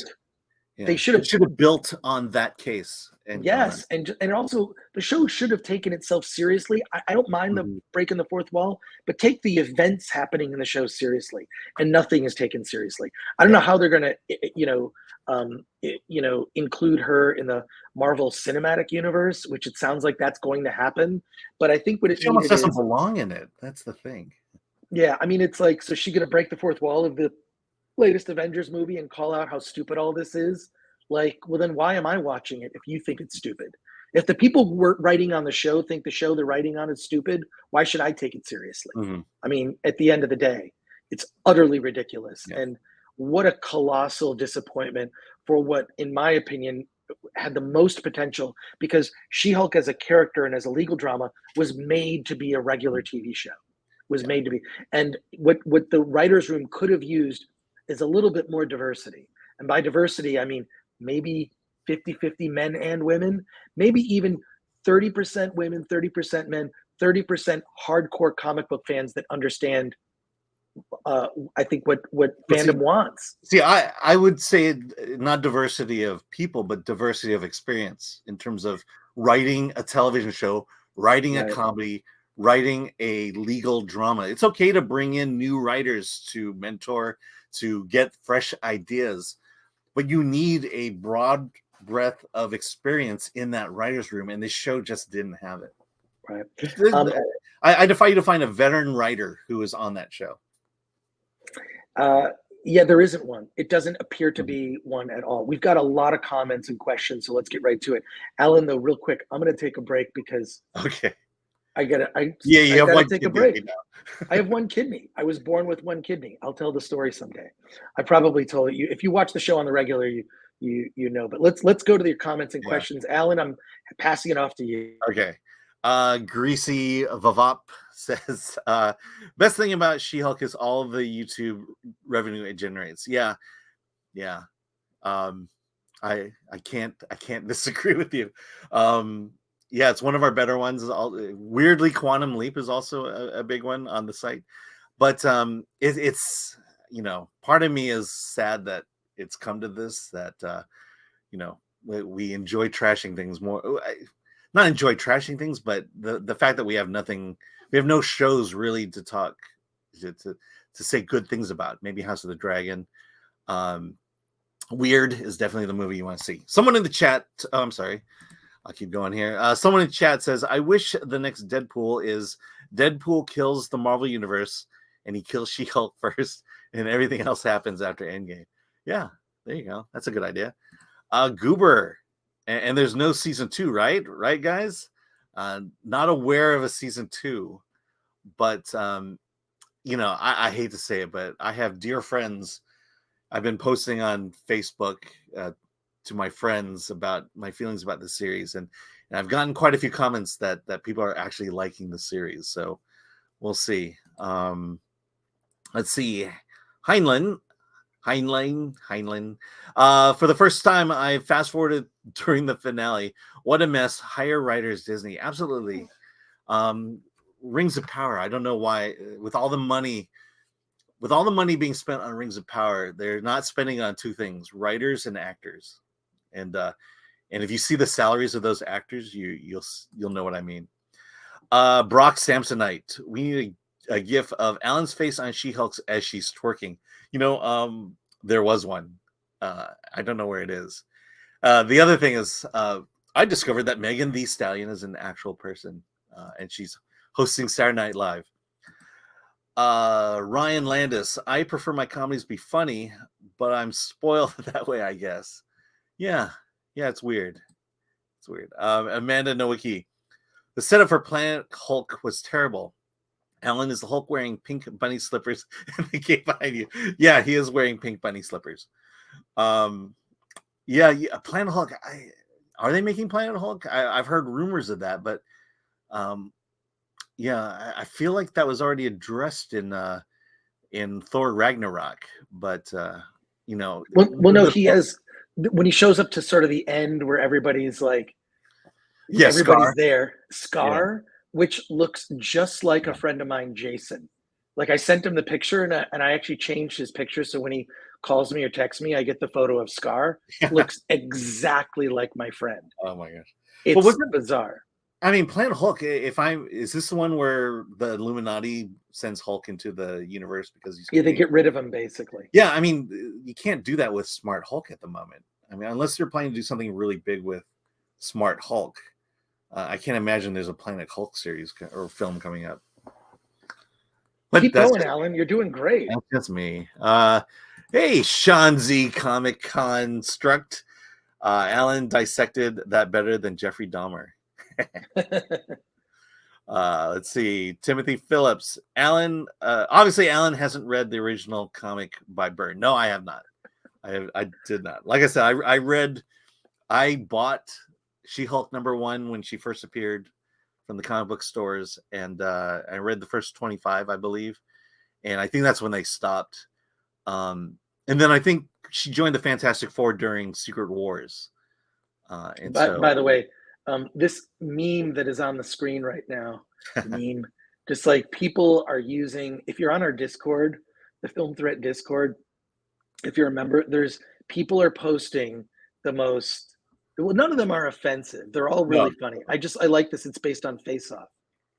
So there you go. Yeah, someone mentioned the meme of us twerking as She-Hulk and is that there? Megan. I didn't. Okay, all right. It happened a while ago, but that's the funny thing is, I didn't realize that Megan Thee Stallion was a real person. I thought it was just a character created for She-Hulk, and she's hosting Saturday Night Live tomorrow.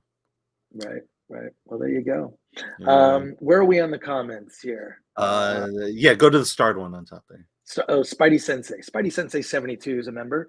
Why can't they just hire someone on the writing staff who actually worked at Marvel Comics as a consultant? Yeah, I don't understand why they don't do that, or have someone from Marvel Comics put together like, hey, these are the key issues that if you're going to write this show, you have to read all of this. Okay. I think that's important. Like, here are the key issues. Doesn't have to be like every appearance of She-Hulk ever, but how about first appearance, key storylines, just like a healthy stack, at the very least. And then have someone on the staff that fills that role. I don't understand why they don't. I'll tell you why.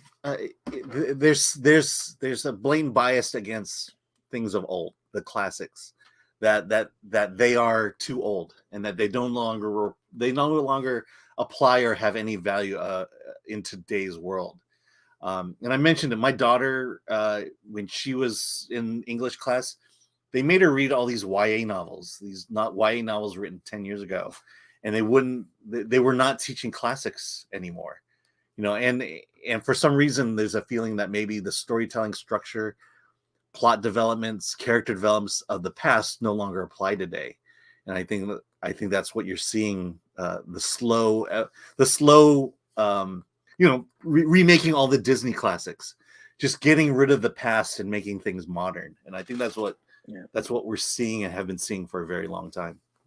CD Stein 69 for $4.99. Finale should have been titled She-Hulk and the Death of the MCU. One of the worst pieces of television since the Who Shot JR's story finale was for Dallas, the TV show Dallas. Yeah. Well, even the Wake Up, it was all just a dream. Yeah, this is effectively Wake Up, it's all just a dream. Like, none of what you saw this season mattered. Mm-hmm. It doesn't matter because we broke the fourth wall. This is just sort of a goof, and it's not to be. None of it is to be taken seriously. And well, they complain that the series all end the same way, and so rather than ending the series in a different way, they decided to call it out and then disregard the ending altogether. She-Hulk for me was okay, but this felt narcissistic, says Teague for Absolutely. 2. Yeah. It definitely felt like the fact that like Jessica Gow's like, oh yeah, because I've seen her on social media and in interviews, and I'm like, so she wrote herself into the show. And I believe she has lines. And if you have lines, that means you need to be in SAG. And then if you're in SAG, that means you like, there's just certain pay that like, it's just, it felt very bizarre to me. Well, what she should have done was write a song and then get the royalties off of that song. Exactly. Thank you for that, Teague.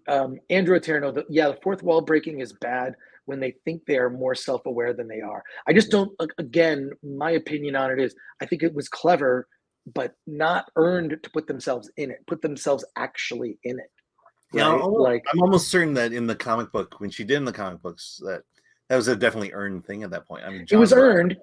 John Byrne is everyone knew John Byrne at that point. Right, exactly. But what I'm saying is in the Marvel Comics, the reason, Jack Kirby and Stan Lee, among many others, were, woven into the comics in reference and whatnot, is because fans loved it so much. That was something they wanted to see. There's not a single time, not one single time, that Stan Lee did not appear in a Marvel movie that did not elicit applause. Mm-hmm. Think about that for a second. Yeah. Every time Stan Lee popped on screen, everyone applauded.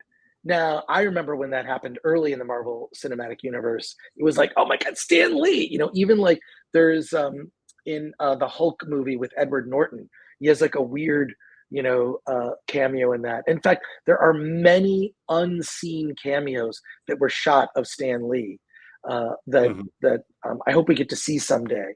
But it always got applause. No one was applauding, "Ooh, that's Jessica Gao. She's the head writer of the She-Hulk show." Not a single person was thinking that. No one. And that's what I mean by it wasn't earned. The creators, they became effectively celebrities in and of themselves because people loved the comic books so much. They loved that storytelling. And okay, the occasional reference, and if you know, you know, or I would read the letter section, you know, the little Marvel bullpen, which was like Marvel news and like, you know, letters from fans. And it was all taken with like a respect. Go back and read those letters section. The Marvel staff loved the fans. When you look back, they did so many things for the fans. It was crazy. But you know, you got to get to that place. That's something that maybe they could have done this in season 2, even if people had liked it. The problem is that wasn't the case. Scott says, yeah, Alan is spot on about the premise with no punchline aspect. This is modern quote comedy in general. It's preaching to the choir for clapter, not laughter. It doesn't even have the form of comedy. It's like the joke Trump's a racist. I mean, that's the joke, and people laugh and clap, but it's not a joke. It's not a joke. Brock Samsonite, I love how the show is so focused on male incels, never once discussing the fact that She-Hulk is the female equivalent of an incel. Oh, interesting. Yeah. I hadn't thought about it that way. Someone in the chat, I've heard about the phrase smelling your own farts, but the She-Hulk writers have taken it to the next level. Tasting your own shit. What a self-indulgent, no talent human beings. Yeah, disheartening. Spidey Sensei 72. Everyone who watched She-Hulk for the 9 episodes got an actual no prize as a gift. Someone who knows what a no prize is. I love it. You win a no prize. What's a no prize? It's no prize. I will say this. The one thing I did love about the episode, Loved it. The Bill Bixby beginning. Oh, yeah. The original show. That was cool. I'm sorry. Yeah, but go ahead. As much as I thought it was clever, it you know, it gets back to, I think they're just patting themselves on the back when they did it. You think so? It wouldn't it be cool if, and I think this is one of those, wouldn't it be cool that actually paid off? But the whole series felt like the writers were, hey, wouldn't it be cool if we did this? What if a bunch of guys were in a therapy session together, and what if the women wrote all their dialogue? You know, wouldn't it be cool? Well, it's a lot of times with this, it's like a fantasy version of men that don't exist, you know, and it's a caricature. But I remember the no prize. I love that because I remember as a kid trying to think, well, I want to get a no prize. How do I get a no prize? Then I realized, it's no prize. You know how you got it? You found mistakes. You found mistakes within the conflict. Yeah, and they actually published a no prize comic. It was only one episode, or one issue. But it was just them showing all the mistakes they had made and what people caught. God. Yeah. Thomas R. Hart says She-Hulk put the shark in the fridge, then nuked the shark, then made the shark fin soup out of the shark. Yeah. Hannibal Grimm, freaking IKEA Hulk. Amanda Nowicki, I like the Gore rants background. Sometimes a self-insert is a good thing. In doing this YouTube channel, one of the things I said was I don't want my face in it. I don't want my face in thumbnails. I think that's stupid. I want people to take what I say seriously. I don't want to be made into a joke. And now there's like a bunch of, you know, my face has been memed on a bunch of things. And occasionally we do throw my face into a thumbnail. I was just learning to go, okay, fine. If that's what people want, fine. I just, you know, I have a good sense of humor about myself, but I also want you to take what I say seriously, but it's all in good fun, and I appreciate it. I've learned to appreciate it. I'm fine. Go ahead. The Gore rants thing it's fine. Glanuccio is just killing it with the graphics. Yeah, thanks, Alan. Goober says, I live in a rant by the river. Infinite Maine. The She-Hulk writers only insulted themselves in the end. Yeah, that's what I found really funny. It's just like, wait a sec. You're talking about how bad the show is, but like that's the show you wrote. That's the show you created. I mean, wouldn't it be great if we were all in the scene together and it was that, you know? No, I'm sure when she pitched it, they all thought, well, this is ridiculous. No, stuff like that happened in the comics. And Jessica Gao would not be wrong. It's just that, again, the comics, it was earned. People liked it. People like the comics. They like John Byrne. They like Stan Lee. They like Jack Kirby. And so they somehow wove themselves into the comics on occasion. I get it. It makes sense. I don't know that there was anyone clamoring for Jessica Gao. References aren't jokes, says Tyrene Deese. Spidey Sensei 72. So this was never meant for the true MCU fans, just these new groups they're trying to reach out to. Yeah, it didn't make sense. I remember when they first bought Marvel, Disney was it seemed like they bought it because the princesses were for girls, and now they have Marvel for the boys. And I feel like that someone is telling them, well, you can't have a property for boys. And so now they have to make it for girls. And the question is, are the girls buying into it? And I don't know. I mean, apparently She-Hulk has better ratings than Rings of Power, and that wouldn't surprise me. Yeah. Infinite Main, in football, they say if you coach for the fans, you'll eventually join them. In Hollywood, if you keep insulting the fans, eventually you won't have any. Yeah, I think that's true. Yeah, I mean, your fans is where your money comes from the start, and you expand from there. If you get rid of, if you insult the money doesn't come. Classic, play the audience by stringing them along, then deliver a nasty gotcha to rub your face in it, says Akaneka. CD Stein 69, not unprecedented, but unearned, undeserved, and just a narcissistic self-insert by a subpar writer. This entire series seemed to be this way.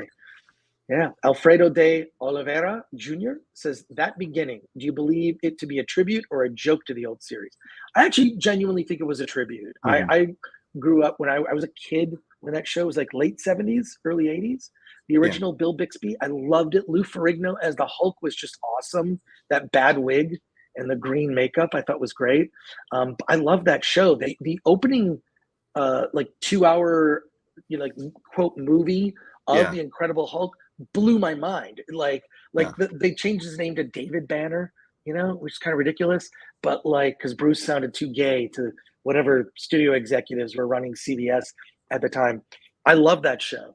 It was always a morality tale, and it was tragic. This tragic thing, can't get too close to people. He might hurt them. He was afraid. It was like played more upon the Jekyll and Hyde aspect of the Hulk.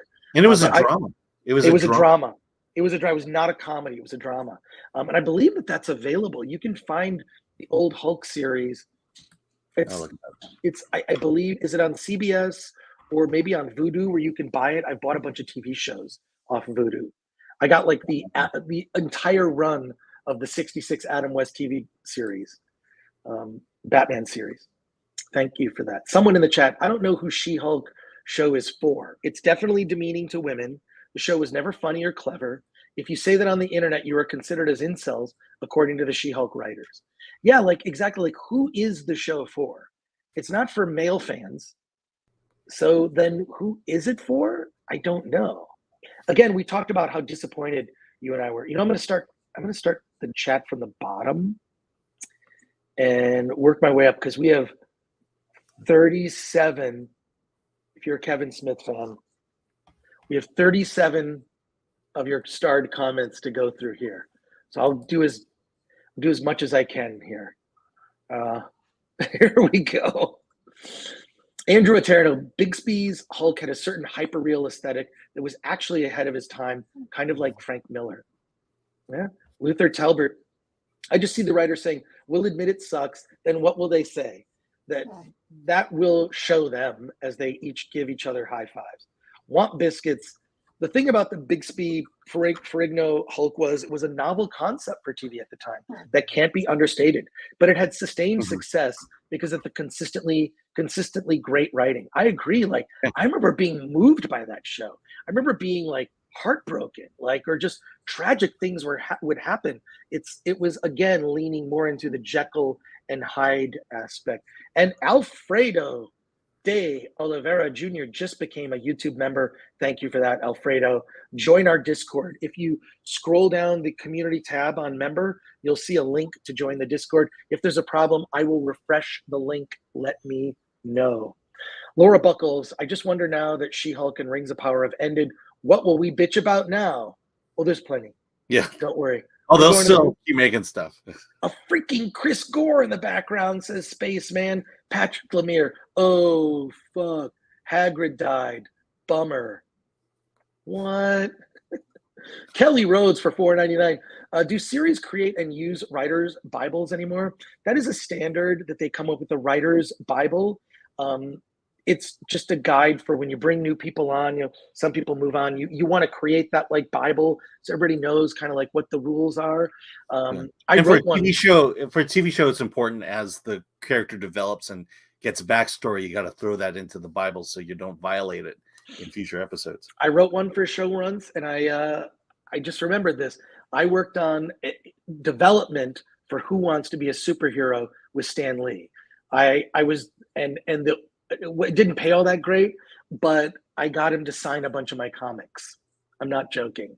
I have the thick Son of Origins of Marvel Comics and the Origins of Marvel Comics, and yeah, I got him to sign those and got to sit in a meeting with Stan Lee, and it was amazing. And then they canceled that version, and then eventually the show got made for Sci-Fi Channel, but I worked on it for another network. I was literally the guy that knew comics, and they brought me in. The guy that knew nerd stuff.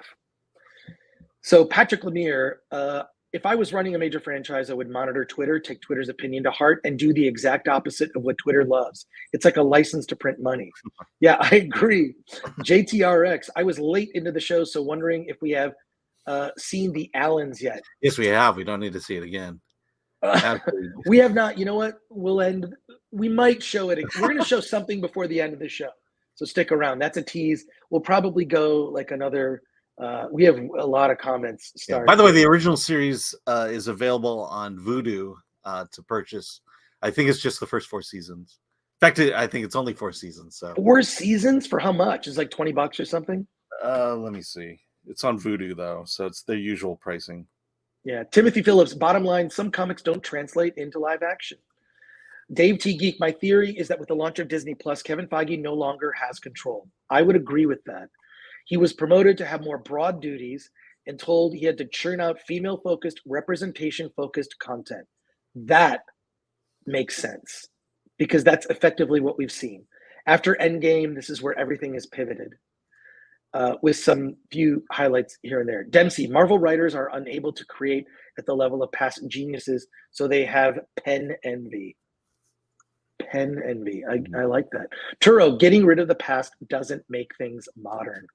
Scott says, they don't hire Marvel consultants for the same reason they discard Lucas's treatments and why Amazon doesn't bring Jackson in. They simply do not care about these properties. Yeah, I remember Marvel Studios used to have the creative committee that had like Joe Quesada and Ryan Michael Bendis on it, and then they got rid of it. And I'm wondering if that may have been the start of the change. I mean, I've heard mixed things about whether that committee really did any good, but I'm starting to wonder if they kept at least the properties on track.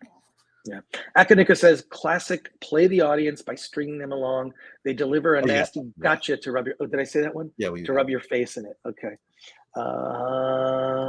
Scott says, absolutely, Chris. These creatives getting personal is petty and pathetic. Gary's right when he says the fans are getting to them, maybe winning. I don't know if that's winning. I think it's just, I don't want to, you know what? I don't want to get to anybody and I don't want to hurt anybody's feelings. But this isn't about your feelings. It's about you were hired to make a show for an audience, and if you don't like that audience, don't write for them. Yeah. And if you don't like that audience, don't write for them. I'm serious. Like I really, just having had opportunity to do to meet with fans directly at meetups and gatherings, I love it. I love to meet fans and talk to people who enjoy what I do. Who would like what I do? I'm just a guy that talks on YouTube, Occasionally we'll make other types of content, but I appreciate it. I think that these writers have never had interaction with real fans. It definitely feels like they've never been to a Comic-Con, like gone to a Comic-Con as a fan, right? And that's a pathway to actually making stuff. Okay, we got about 20 more comments here. We'll get through them, and then we got to wrap up the show. We got to show the Allens. So when Eric July sells Isom to Disney, do you think that will be a positive move? No, he should do a crowdfund and just make the movie. You should just produce it. Dave T. Geek, it wasn't fourth wall breaking, it was fifth wall breaking, where real life leaks into the writing, where you write MCU people as if they have watched the movies and are fans of them. Brock Samsonite, don't hold your breath on that, Alan. As soon as these projects show their back end returns, they'll be canceled because they don't make money. It's just that we don't know what the benchmarks are. Exactly. Where's the goalpost for a streaming show's success? How do you go, this was worth making because X number of people watched it? These writers That's why the box office is so important, because it let everyone know whether something succeeded or failed. Streaming, they're covering it up, they're hiding it. And if you're a stockholder in these streaming companies, I'd be very concerned about where your money is going or where your investment is going. These writers are trolls, says Tyrene Deese. Jeff, going after fans is a sign of their insecurity and incompetence. Davina Duckworth, Warner just laid off 26% of their workforce. I believe it was for a specific division, I think Warner TV. Management is losing patience with these get woke, go broke failures. I think the thing is management needs to step up, and also you need to lead, not exactly necessarily tell people exactly, but like, this is the philosophy of this company. That's why a mission statement is very important. You know, make fun of Jerry Maguire all you want. Mission statements matter. Patrick Lemire, I'm a happily married man with a kid, a dog, and 3 cats. I think demonizing young dudes who can't find a mate is vile. It's in our best interest to help lonely people, not marginalize them more. Yeah, I don't know if you're a young man in your 20s now. I don't know. Society hates you. It by all accounts, if you just pay attention to the news and all the media, you are hated, and that is a terrible place to be. Which is a huge opportunity for people to make original content specifically for that audience, because it's not being made anymore. It appears. Steve O'Cal says Disney spent $100 million on a show to troll YouTubers. 218 says at least She-Hulk is continuing the trend of MCU Star Wars shows ending worse than they started. Yeah, that trend continues. John Maneling, good to hear from you. Agreed, Alan. Your initial reviews got me so unexpectedly hyped, only for it to plummet. Yeah. Think how Alan felt. Yeah. Smarty Sensei 72, best thing we can say for She-Hulk is at least the CGI eventually improved. No. Abomination. Did you see Abomination in that last episode in his nice white shirt? Yeah. It's like Patrick a giant body with a tiny head on top. It was weird. Patrick Lemire, it's too bad Disney Plus exists and Netflix wasn't doing Star Wars. Disney can't do TV. I agree. I think the best companies that have shown to be able to produce consistently decent television are HBO Max and Netflix. They make good television. They just have better track records. Goat Scroat says Writer's Room should just be that, a group of men and women, not one single person taking the credit. Well, it's usually there's leadership, right? There's someone who leads the group of writers. Showrunner, that's important. Deadpool kills MCU Phase 4. Do it, says Dave T. Geek. I would love to see that. Luther Talbert, I truly believe these creators and actors, I think that in 10 years, everyone will think these shows are amazing and what helped save our country from ists and phobes. Really? God, I hope not. I hope we're not getting there. Matthew Salcido for 5 says they went out of their way to trash their own writing and Feige's executive decisions. Why? Although I like the X-Men shout out, keeping that name. Yeah, that's great. Hey, Adrian. I mean, this does not bode well. I mean, what they've delayed Blade. They've delayed Fantastic Four. I feel like Fantastic Four is going to be a monumental failure at this point. It'll be a hot mess. Adrian Curry, thank you, Adrian. Always love to hear from you. Adrian's a member. We chat every once in a while. Love Adrian. She's so awesome. I want to see you guys review the horror film The Platform. If you have, I couldn't find it. The Platform. Look on Just Watch. Yeah, I'll do that now. And look up The Platform. I have heard of that movie. Gabriel Quiroga for 5. Sup, Chris, Alan, sorry I'm late to the show. Is a bad look for women, especially when they bragged so hard about it being driven by women in the beginning. Yeah, true. And Adrian, showrunners and directors have no clue what the lore is behind anything they're working on. Adrian Curry dropping truth bombs in the chat. CD Stein 69. Sadly, those people that liked She-Hulk are the same ones that like everything just because it has Star Wars Disney's name on it. Yeah. Used to be that way. I mean, oh, by the way, Platform is on Netflix. It's the platform is on Netflix. Okay, add to the list. Scott. They don't hire Marvel consultants for the same reason they. Oh yeah, I think we got that one. Fear the Turtle 21 for 5. Robbie Coltrane Hagrid really did die today. Oh, Robbie Coltrane died. Oh my God, that's horrible. Loved him as Hagrid. Oh wow. Okay, Fear the Turtle. Harry Potter is my favorite movie series, and Coltrane nailed Hagrid. Lost another great Harry Potter actor. R.I.P. Oh wow, that's sad. And Dempsey says, just watch Dark. It is better than all this garbage. What's Dark? Alan, can you look up Dark? Yeah. Since you have just watched at the ready. Dark. Oh my God! Unfortunately, Dark has a lot of. There's a lot of titles named Dark. Named Dark. Oh, that one is that like hard. Is that? It's also a Netflix series, I believe. If that's the one, that's one Dempsey's referring to. It's on Netflix as well. It's on Netflix as well. It's a series. Dark. Yeah. All right, great. And that's gonna. I think we could go on and on with the chat, but I am in Tucson. I am at the Tucson. I'm at Film Fest Tucson right now. There we go. There's my gift bag. It's mostly filled with local treats. I got what I got. I got my badge all ready for the screening of my movie, Attack of the Doc, tomorrow night at 6 p.m. I got the festival program guide. Here they put. You know what they did? Against my wishes, they put my face in the program guide. You can see it right there. And I was hanging out for breakfast with Bill Plimpton. If you don't know who Bill Plimpton is, he is an incredible animator, incredible talent. I've known Bill for years from going to San Diego Comic-Con. He is here at Film Fest Tucson. He has a program, I believe it's later tonight, which I will be seeing. I'm also seeing The Pez Outlaw. I have not seen The Pez Outlaw. So I'll be going to that screening at 6 p.m. tonight. And then there's a festival party out by the pool, which, let's see, the pool is, I don't know if you can, here, maybe I'll just pick up my, look, if I drop out, I'll come back. But I'll just add one thing Disney has put out that is actually good is the Mickey Mouse documentary, and that's playing tonight. The Mickey Mouse documentary. And then, so here's my view. I don't know if you am I angling that correctly? Yeah. Cool. There you go. So there's the view. That's be a little gathering, but I think we're going to leave it at that. I got to get dressed and get out of there. Get out of here. So if there are not any other starred comments, we're just next week, we're going to talk about Halloween Ends.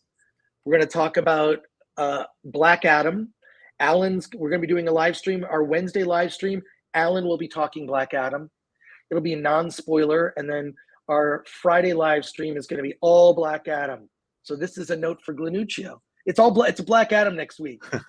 And Glanuccio. Well, you don't need to do it for Wednesdays. Shout out to Glanuccio, who is our producer on the show, who has been killing it lately with our thumbnails and videos and graphics.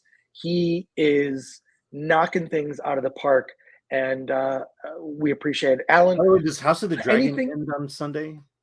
No, 2 more episodes of House of the Dragon. So we will discuss House of the Dragon on Wednesday. There's some other movies that we're going to talk about next Friday. Let me see but it's pretty much going to be, and then we're talking to 2 filmmakers, a movie called This is Gwar. Gwar is actually going to be on the show next week. So next Friday, we have members of Gwar and the director will be on the show a week from today. And then a film called Slashback, director Nyla Inuksuk.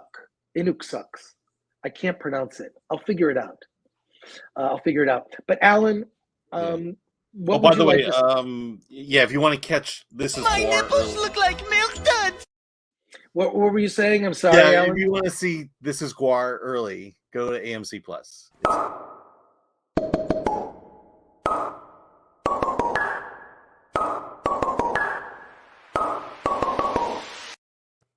Oldie but a goodie. You could just end there. No, Alan. Just on a serious note, because you're covering the Newport Beach Film Festival. Yes. Yeah. What else are you going to be seeing this weekend? I'm still looking at my schedule, but I believe I'm seeing Armageddon Time. See how that one goes.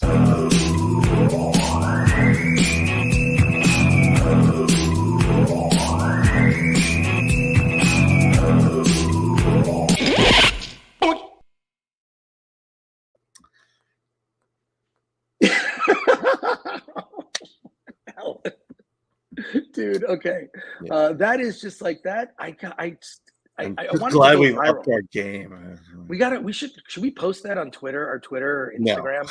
No. We shouldn't. Okay, all right. Alan, I think it's time for us to, and also we thank you, everyone in the chat, your questions, your super chats, our members, our growing members. We hope to continue on our members tab to bring you, video. I can't wait. I actually want to watch the Q&A for Weird on the members tab. But Yeah. Alan, take us out. Let's get out of here.